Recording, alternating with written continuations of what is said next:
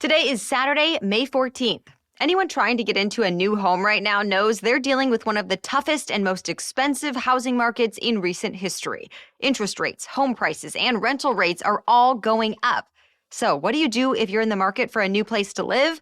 We caught up with the stars of the hit HGTV show Unsellable Houses, twin sisters Leslie Davis and Lyndsay about trends they're seeing in real estate so you know what to expect. But first, ApartmentList.com's chief economist breaks down why we're seeing the market as it is now and how it impacts buyers, sellers, and renters. Igor Popov also shares his advice and predictions for the months and years ahead. Welcome to the Newsworthy Special Edition Saturday, when we sit down with a different expert or celebrity every Saturday to talk about something in the news. Don't forget to tune in every Monday through Friday for our regular episodes, where we provide all the day's news in 10 minutes. I'm Erica Mandy. It's now time for today's Special Edition Saturday. Igor, thank you for coming on the Newsworthy. Thank you so much, Erica, for having me on the show. So first, when it comes to the housing market as a whole, it's been booming for a while now. Do you see a correction coming anytime soon? Not anytime soon as in the next coming months. I think that there is so little inventory in the market right now that whatever inventory is coming online is being priced accordingly. And the demand we'll dive into this, but the demand in the market for both rentals and for home purchases is incredibly strong. So I think that we'll start to see some cooling, but I don't think we'll see a big correction such that really prices will fall dramatically and get back into something that feels more affordable for most people in the home purchase market or for many renters. Yeah, it's a great point. I mean, despite these rising interest rates, competition is still fierce. And as you mentioned, it's largely due to low inventory, right? So why are there not that many homes for sale right now? Great question. So, we start with there not being enough homes generally. So there are various estimates out there by how many homes short we are in terms of the chronic underbuilding. I think that we've been seeing. Construction has been slow to recover for single family homes since the last financial crisis. But in many places where people want to live, there just aren't enough homes, period. But now so many homeowners, right, are now going to be sitting on these low interest rates. They've refinanced recently. They're going to be thinking about whether or not to move to vacate their home. One, they might not be able to find a similar home for the price that they want. Two, there's still a lot of uncertainty in the marketplace right now. So I think many people that have a home that they like are still a little nervous about the uncertainty. And it's hard for many people to move. That's sort of the downside to the first world problem of having a home that's appreciated in value and having these low interest rates. I think a lot of people will be feeling locked into their homes and they're not going to be moving. And renters are in a similar boat too. Many renters are looking around at other inventory that's on the market and saying, wow, prices have climbed dramatically since I signed this lease. Will I be able to move out? Maybe I should just renew. So we're seeing really high renewal rates in the rental market. We're seeing very few people list homes on the for sale market. Redfin has reported that investors bought a record high of nearly 20% of available properties in the fourth quarter of 2021. What role are investors playing in the low inventory, if any? There's this large generation of older millennials that want to buy or really want to move into a single family home, but maybe you're not in a position to buy with where prices are. And the rise in investor purchases is not a recent trend, but from the data we're seeing, it has accelerated. So it becomes a little bit of a cycle where if there's a lot of demand for rentals because people can't afford to buy, investors will snatch up homes to try to satisfy that demand and renting them out. But that also takes inventory off the market. And it's been hard to build because the construction sector is facing that same economic storyline of labor shortages, supply shortages that many other sectors are seeing. Those homes are coming off the market as well. And that's certainly leading to some lower inventory. It's such a good point that the housing market and the rental market are very intertwined. Absolutely. And I think, we think about rising interest rates cooling down the economy. That's generally true. But if it becomes much harder for elder millennials with families to buy homes, guess where they go? They go to the rental market, and the rental market actually becomes hotter. So I don't think that we're expecting to see a dramatic cool down in rents, even with kind of rising interest rates probably cooling down the economy significantly, because that demand for homes needs to go somewhere. Yeah, and I mean, some data has shown that rents have gone up at unprecedented rates recently. Do you agree?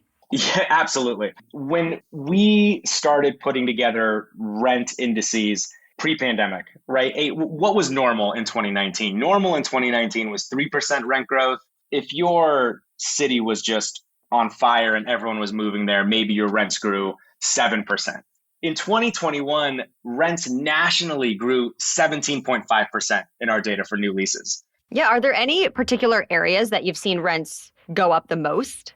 Generally, the markets that have been the hottest have been the Sunbelt markets. They've been the Florida markets. They've been the Phoenix suburbs, places like that. And then the coastal cities have been on the wildest roller coaster. New York City saw rents slashed by a quarter over the course of 2020, and then rents grew back by 30% in 2021. So is this just based on renters' preferences, and have those preferences changed over the last couple of years since the pandemic first started? Absolutely. It's really tracking, I think, where people are moving to based on what's important to them. As many people were forced to take their entertainment, their work, as much of their lives kind of online as they could, the benefits of big cities, of downtowns, really just shut off overnight and have been slowly turning on at different rates throughout the country. And so we saw this big convergence in rents as people said, well, I don't need to be near anything right now. Nothing's open. I don't need to be near a lot of offices because I'm not going into the office. I don't need to be near the bars because no one's doing karaoke on Thursday night. And people move to places where they could find more space in their home. And that happens to be, the places where throughout the US we've been building more, and that's Arizona, Florida, Texas, Utah, these places. This question about the future of remote work and the degree to which it will stay and affect the housing market is still very much an open question. A lot of companies in the news every day are trying to get people to come back to the office, and in some cases failing, or people are trying out new lifestyles or expecting more flexibility in their work. So that's really been shifting. And in terms of renter preferences, one of the things that we keep seeing on our platform as renters are looking for homes on Apartment List is a big demand for flexibility. So we've seen a boom in renters looking for short leases. A lot of renters out there, they don't really know what the world will look like in 12 months. And that's been the case for many since the start of the pandemic. And so flexibility has a big premium, and certainly space has a big premium because we demand so much more of our homes and our apartments than we did 3 years ago. Any final thoughts or just a final takeaway? We're still kind of feeling like we just came off of a record year in the housing market where there were so many new households that wanted housing, and everyone felt like they were playing this game of musical chairs where more and more people were joining into the game. Now everyone kind of has sat down and made for a really, really tight market. And I think the question is, as we get into the summer, it's the hottest season of the housing market, I think we're really going to watch, are renters renewing their leases because they can't find other inventory, or are people starting to move again because, once again, life has changed, return to office is playing a role, and the world has changed again such that people want to move. I think it's really a question of, will the tightness that we're seeing now last because people are nervous about moving, or as we saw in 2020 and 21, will we see people say, wow, all of a sudden the world looks different again. I want something new. Where can I find it? Still ahead, we're joined by real estate agents Lyndsay and Leslie Davis, the stars of HGTV's Unsellable Houses. They'll explain how current interest rates are affecting their own real estate business. Plus, they're sharing their expert advice for remodeling or staging a home to sell. That's coming up. But first, let's take a quick break to thank our sponsors. Finding and booking a doctor who's right for you does not need to be a terrible experience. Will they take your insurance, understand your needs, or be available when you can see them? With ZocDoc, the answer can be a refreshingly pain-free yes. ZocDoc is a free app that shows you doctors who are patient-reviewed, take your insurance, and are available when you need them. The verified patient reviews allow you to see what other real humans had to say about their visit. So when you walk into that doctor's office, you're set up to see someone in your network who gets you. Every month, millions of people use ZocDoc. And when I need a new doctor, I'm one of them.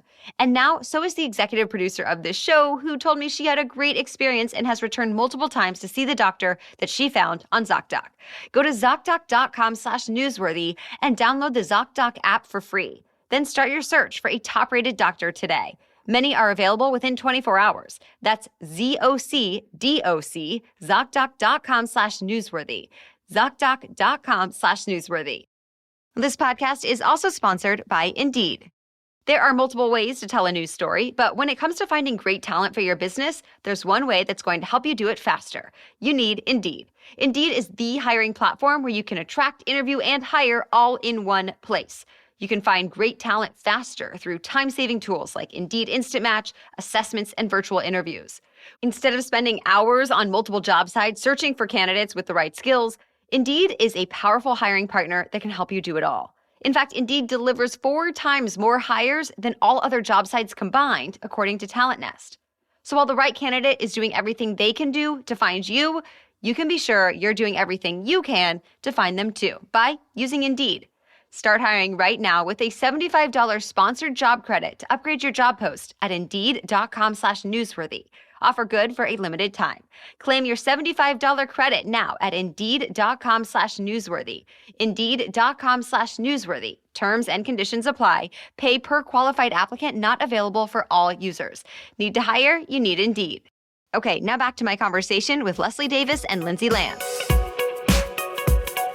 Leslie and Lyndsay, thank you so much for coming on the Newsworthy. Thank you. Thanks for having us. Yeah, we're excited to be here. So I first just want to make sure people understand what's happening in the housing market.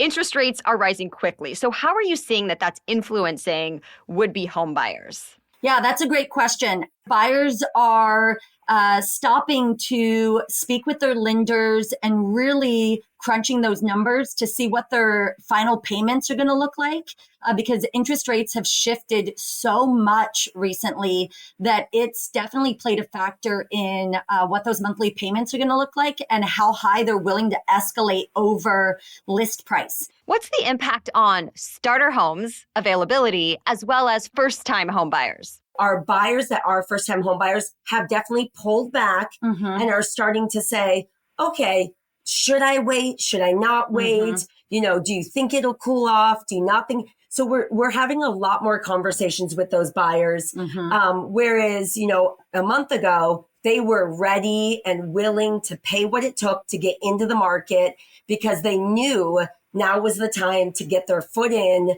because things were going to change. Well, now we're seeing the change and they're getting a little shy to, you know, jump in now. A lot of times rising interest rates helps bring the cost of homes down, but not necessarily this time, right? Because there's just not that many homes for sale in the first place. What have you noticed when it comes to the inventory of homes and the impact of that? We have not seen a rise in our inventory yet. You know, it's still early in the year. I would anticipate June, July, August, we'll see that inventory go up substantially, and that'll help us soften those list prices. But right now, where we're seeing the interest rate affect us is in those multiple offers or offer review dates or the amount that we're willing to escalate over those prices. How much should people really be looking specifically to their area and their market and not necessarily national trends?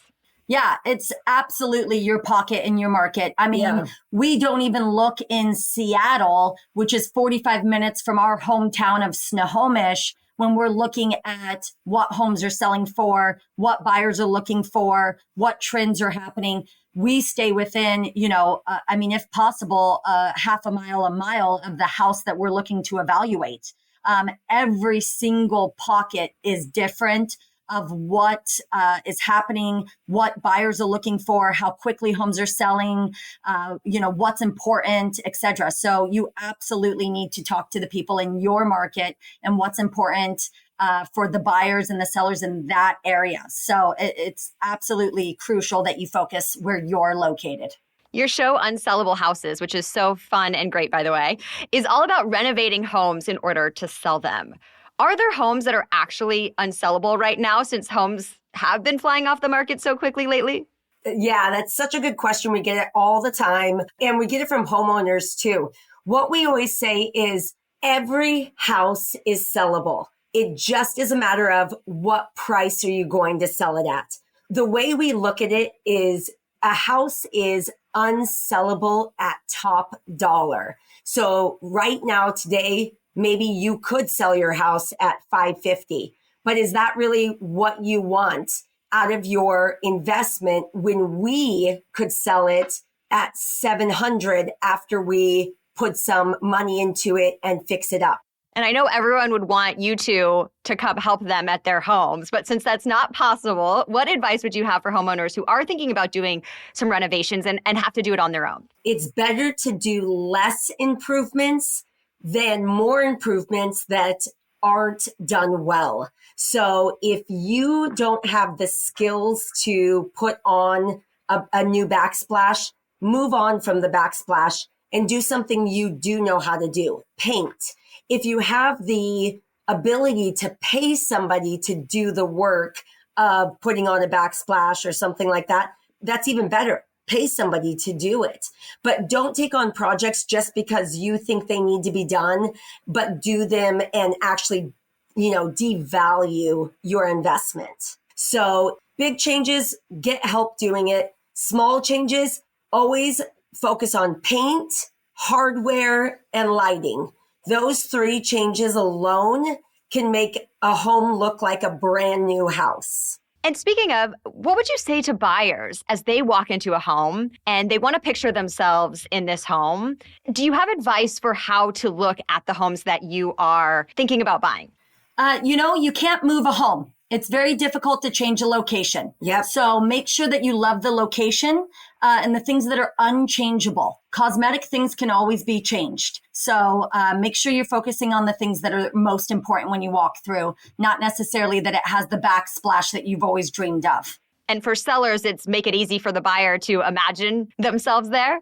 Yeah, most buyers go out and look at 3 to 5 homes in a day, in a weekend, and then they make a selection. You want them to remember your home because it had the high ceilings and the beautiful floors, not get distracted because you have, 100 pictures on the walls and they don't catch that you have those high voltage ceilings, or you have so many rugs down, or, so much furniture that they can't see those beautiful hardwood floors. So make sure you're selling the features of the home, not necessarily your belongings. Well, thank you to all 3 of our guests for sharing their expertise with us today. New episodes of Unsellable Houses are currently airing on HGTV. And if you want to see even more from the hosts or from ApartmentList.com's Igor Popov, check out the links in our episode notes. That'll do it for us today. Be sure to tune in every weekday for our regular episodes. Our 10-minute news roundups are available every Monday through Friday starting at 4 a.m. Eastern. So we'll be back on Monday. Until then, have a great weekend.